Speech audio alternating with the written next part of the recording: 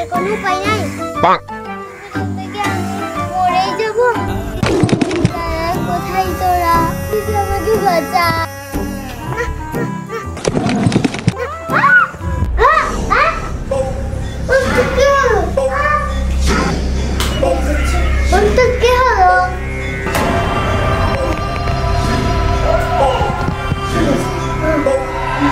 আমি একটি খারাপ স্বপ্ন দেখেছি, যার নাম সুন্দরবন খেয়ে ফেলেছে। আমি জানতাম তুই এরকমই করবি।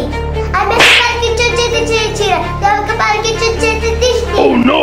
তুই উল্টো বুঝিয়েছিস ওই সুন্দরবন যাওয়ার জন্য। তুই বলছি সুন্দরবনও যাবি না, তাহলে আমরা যাবোটা কোথায়? আসলে ব্যাপারটা হলো তুই কালকে আমাদের আউটিংটা ক্যান্সেল করতে যাচ্ছিস। আমার সুখ সহ্য হচ্ছে না। আসলে বিষয়টা হলো তুই আমার বাড়িতে নষ্ট করতে চাচ্ছিস। তুই সকাল সকাল এই নাটকটা করছিস। বাহ দিদি বাহ, তোর কোনো তুলনাই হয় না। ভুল, তুই এসব কি বলছিস নাকি?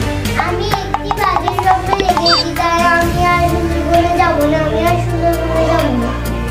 আমি কেন তোর বাড়িতে নষ্ট করতে চাইবো? তুই আমার সব থেকে প্রিয় ঘর। ছোটবেলা থেকে হাসি মজা দুষ্টু তোর সাথেই করেছি। তাহলে এই হিংসা বিবাদ কিসের? কোথা থেকে আসছে এই ঘৃণা? ঘৃণা করবো না তো কি করবো? ছোটবেলা থেকে তুই আমার সব কাজে ইন্টারফেয়ার করেছিস। আমার প্রাইভেসি বলতে কিছু ছিল না। সব সময় এটা করলে ওটা, ওটা করলে এটা বলতে থাকিস। আরে না, তুই আমার ভুল বুঝছিস। দেখো না তো আবার নাটক শুরু করেছে। নাটক শুরু করেছে, আমি সব কিছু ভুলে যাবো। ও শুধু নাটক করছে না, ও পুরো সিনেমা হল করে দিয়েছে। আমি ঘুরে বেঁচে কথা বলতে একদম পছন্দ করি, তাই যা বলবে পরিষ্কার করে দাও। কি আর বলবো দাদা, ও বলছে না কি ও সুন্দরবন যাবে না। তোর বলেছিল সুন্দরবন যাওয়ার জন্য। আসলে দাদা আমি একটি ভয়ঙ্কর বাঘের স্বপ্ন দেখেছি, তাই আর আমি যেতে চাই না। দেখেছি যেতে হবে না কারো কোথাও। ভাল লাগে না।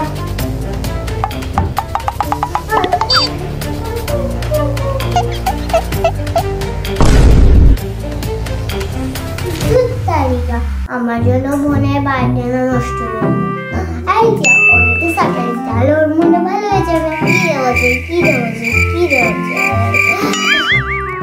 এক কাজ করে মায়ের নামে রিংটা বোনকে গিফট করে দিলে ও খুশি হবে। বোন দেখ আমি তোর জন্য কি গিফট কিনেছি। না আমি কোনো গিফট চাই না। আগে ভালো করে দেখ আমি তোর জন্য কি গিফট এনেছি। আরে এটা সেই মায়ের দেওয়া রিংটা, তাই না? হ্যাঁ এটা সেই।